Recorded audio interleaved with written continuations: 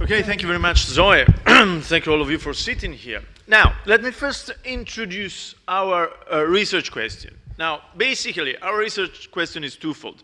First of all, do parties orient voters? Now, we'll start with a little paradox. I would say that we originally thought that it was mostly the other way around. That is to say, we would expect mostly, according to most of our models of representative government, we should just expect that parties should reflect the policy views of their voters, either in terms of, according to different models, either position, either policy direction, either issue saliency. But we would expect that, say, for example, according to the Downsian model, it will be parties that will move towards the position of their voters. Now, that's in theory to some extent. What we know from alternative theories, thank you very much, what we know from alternative theories, such, for example, some of the original formulation of party identification theory, as well as recent insights from political psychology, we know that very often it's really the other way around. That is to say that parties end up shaping the views of their voters. Very often, especially on complex issues, on new issues, voters end up looking at their parties for advice and in the end take up the position that is espoused by their parties. So to some extent, that leads to the idea that's been tested recently in experimental setups, and we'll talk a little more later about this, the idea of a partisan queuing effect. It's the idea that a voter will tend to answer more congruently with their party on a policy position question, a policy position item, if he is informed what is the position of its party. That's what I'm going to call throughout the presentation as a partisan queuing effect. I would expect people to show up more congruent with their party, if I can measure elsewhere what their party is, if I provide them with some partisan cue. Now, what is the interest of this point in times of crisis? First of all, I would say that we have a theoretical argumentation that I would say it's a Downsian argumentation. You know that, I mean, if we are all aware of the Condorcet paradox, we know that all of the problems that arise if political debate, political discourse becomes multidimensional. Essentially, you lose all the legitimacy, all the equilibria that comes from the median voter result. And that might lead to decision disequilibria and decisional cycles, which might just bring a polity to a stalemate. Now, the point here is that to some extent, if we can demonstrate that partisan queuing effects are active in a polity, even in times of crisis, that might make us to some extent a little bit more optimistic, by thinking that if political parties might find an equilibrium on the main competition dimensions, the disequilibria that come from other dimensions could be solved by queuing voters to be attracted by the position of their party. So, to some extent, that's a theoretical interest in terms of possible outcomes, possible policy outcomes of the crisis. Secondly, we have, of course, an empirical interest because we have seen this morning how these are, to some extent, bad times for political parties in several European countries, and that's crucial to learn about that in a time of low party system legitimacy, especially in a country such as Italy, which represents a crucial case from several points of view. It's a multipolar, multi-party systems, where most of the parties are new. By the way, the five-star movement is only couple of years old, but even the largest parties are pretty recent in their formation. So to some extent, we would expect partisan queuing effects to be weaker because these parties are really recent. They haven't had enough time to allow their voters to develop strong party attachment bonds. And finally, we have a low level of trust in parties. Now, this question becomes interesting also because there are recent measurement strategies, new measurement strategies that have been introduced based on experimental setups. So essentially, what we do is to administer some policy position items to respondents of a survey, on a representative survey, and we differentiate between a control group, which just receives policy positions without reference to the specific party endorsing them, and a treatment group where we have the same policy position instead with explicit mention of the party. So we expect that people, once they find the mention of their party, should choose the congruent answer with a higher frequency compared to the control group. Now, this research, according to this experimental setup, has been conducted in several countries, but usually with artificial issues. Say, for example, by inventing fake legislation, imaginary legislation proposal, and of course, we would observe as the authors themselves that these experiments led to interesting results, but with concerns in terms of external validity. The idea is that how is it going to play with real-world issues? That's what we tried with our experiment on Italy. That's an example item just to show you how the experiment looks like.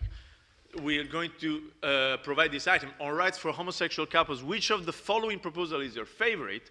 So in the treatment group, you would receive the mention of all proposals along with the party label.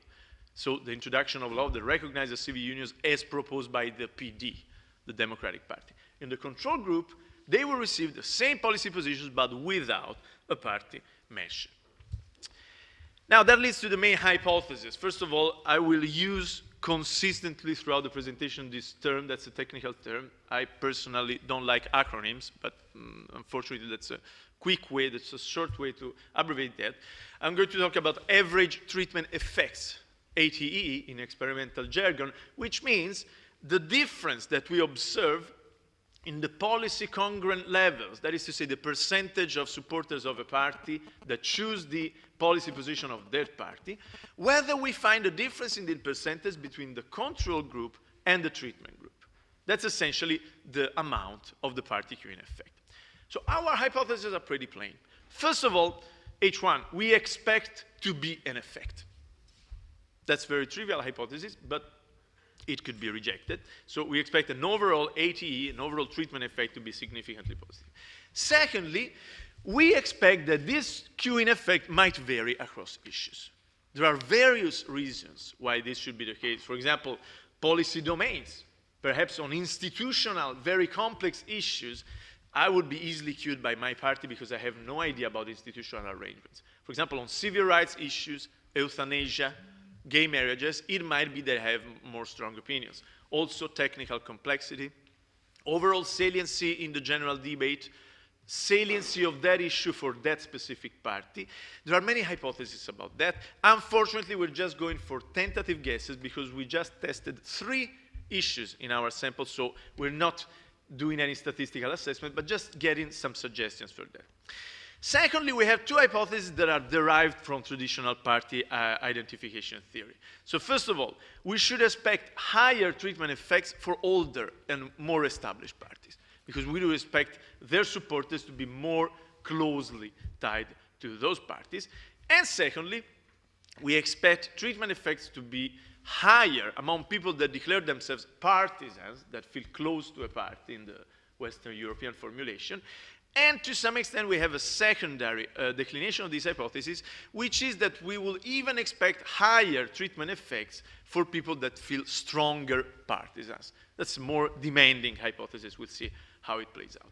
And finally, we have 2 hypotheses that are connected to the economic crisis and to the decrease of trust in parties. What we tested is whether our expectation that treatment effects should be lower among respondents that are more affected by the economic crisis, according to some indicators, and secondly, among respondents that have a lower level of trust in parties, because we would expect them to be less sensible to partisan cues.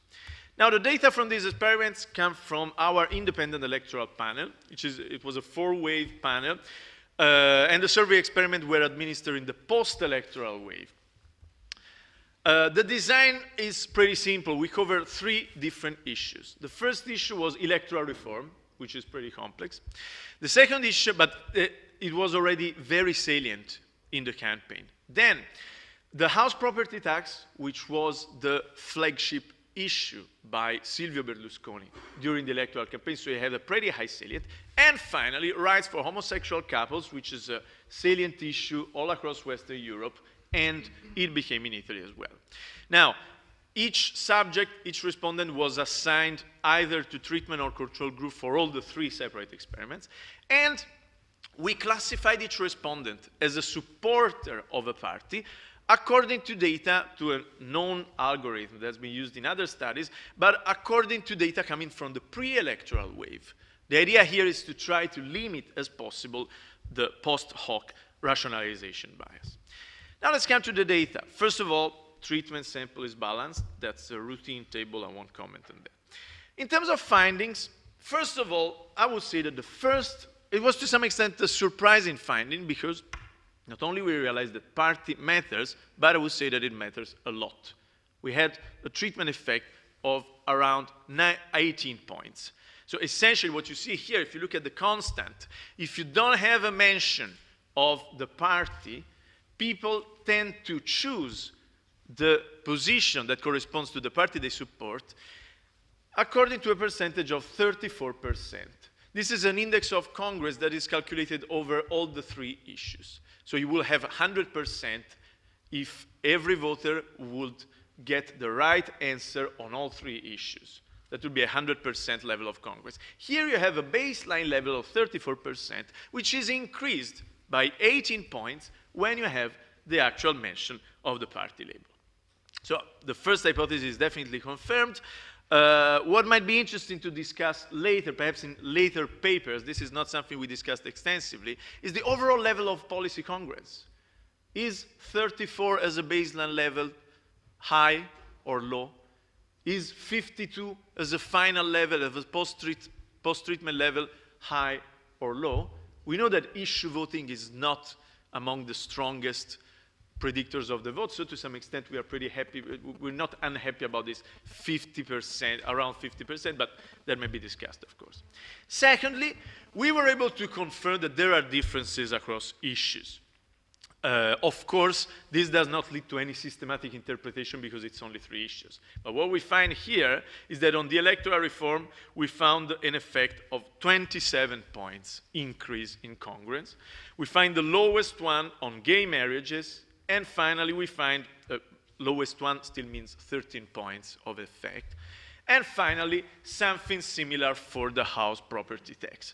Now, I would like to point out something that I'll try to use in the final interpretation. That is to say, we got the idea that there are differences across issues in terms of the treatment effect. There are differences in the baseline levels, but in the end, this sum of differences leads up to levels of congruence that are pretty similar across different issues. That is to say, we got the hunch, the idea that parties might just act as levelers. That is to say, bringing up some lower level of congruence, bringing up less when the congruence is already pretty high, and bringing all issues to some overall average level of policy congruence.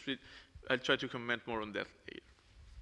That also applies to some extent to difference across parties. What you see here, you see in small numbers the regression because we have an interaction here, so I just showed you the levels of congruence in this plot. What you see here is that, of course, if you compare the control group with the treatment group, policy congruence goes up for all parties.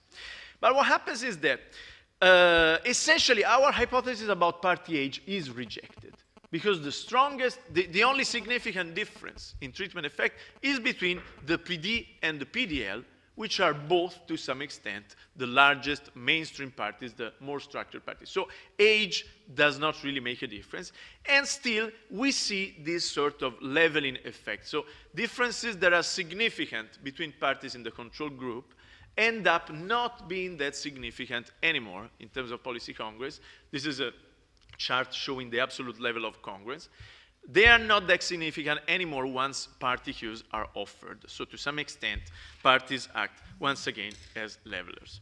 Now, let's come last to differences across voters. First of all, I'm going quickly over this.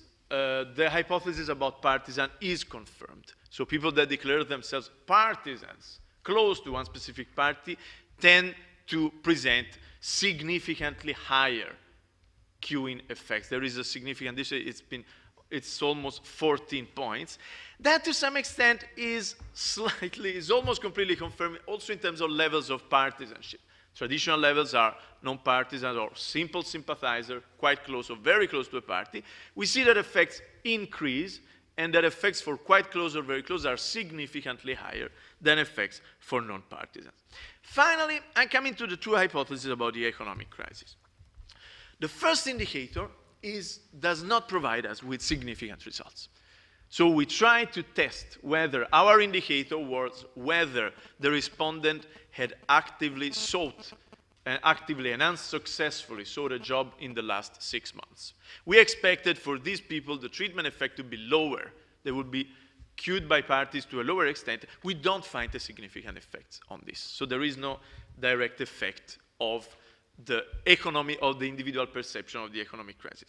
To some extent, we might see, however, that, as I'm going to present in the next slide, there is some effect in the economic the economic crisis as soon as this perception, to some extent, translates into a lower trust in parties. We used 2 indicators to try to measure this effect. The first one, we didn't have an item about trust in parties, so we had to reconstruct something closer. What we used here was the I assume that most of you are familiar with PTV, propensity to vote measures. There are batteries measuring your individual perceived probability that you might vote for a party in the future. Now, we compared the maximum level of PTV, so the probability that you're going to vote for your best party, compared to one additional indicator, which is the propensity to abstain. How likely do you think that in the future you might abstain?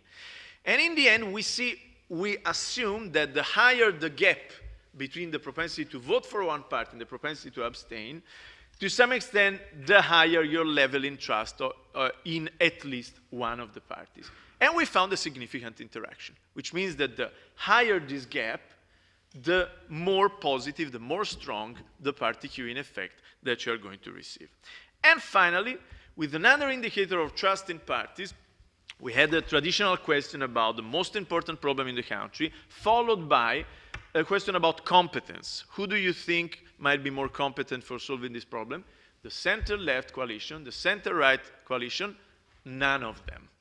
So this idea of none of them was, for us, an indicator of lower trust in parties, and on this, we found that the interaction is not significant when we consider supporters of all 4 major parties, because we considered the PD, the PDL, Berlusconi's party, Monti's Civic Choice, and the 5-star movements. If you pull together the 5-star movement, you don't have a significant effect.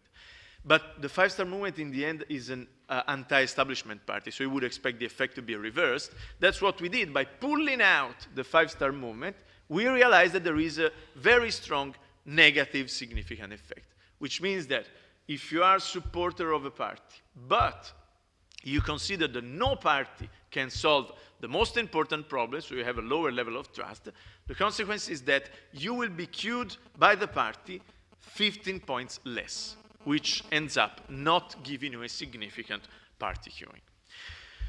So what we found in short, first of all, party queues matter, even in a difficult case, like I anticipated. Effects are really large compared to previous research.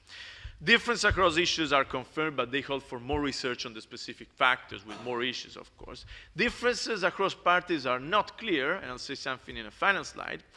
Partisanship matters, and crisis exposure appears to matter only when it leads to lower trust in parties. So finally, in terms of more broad implications, what we had some, I would say, not puzzling, but results on which we have to work more. First of all, what we saw is that parties really appear as levelers. For example, there are huge differences across the PD, which has a more educated base. PD voters tend to be congruent with their party even without the party mention. They pick up the right answer at 33%, which is, for PDL, is 17%, which is even lower than random choice, because random choice would be 25%. So there is a big difference in the baseline level. But once you add the party queue, everyone seems to become similar. And by the way, that reminds us of a sort of a familiar pattern in Italian democracy, because Italian democracy was precisely legitimized through party anchoring. Voters, after World War II, they had very low levels of trust in the overall democracy. They just trust their party in an acritical way.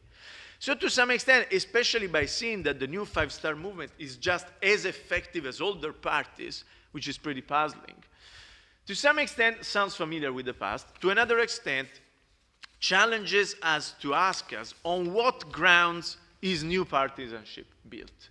Definitely, it doesn't appear to be built on cognitive grounds.